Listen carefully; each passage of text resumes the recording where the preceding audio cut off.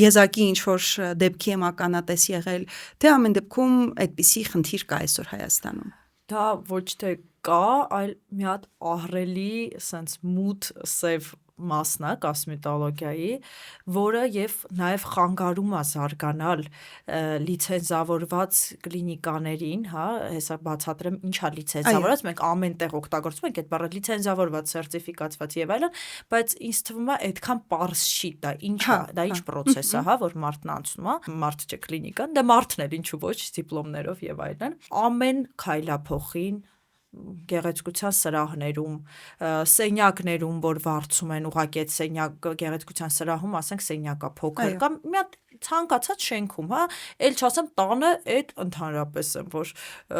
զարմանում եմ ուղղակի պացիենտի վրա, որը հաճախում է այդտեղ, որովհետև ակնհայտ է, որ չի կարող տան պայմաններում կատարվել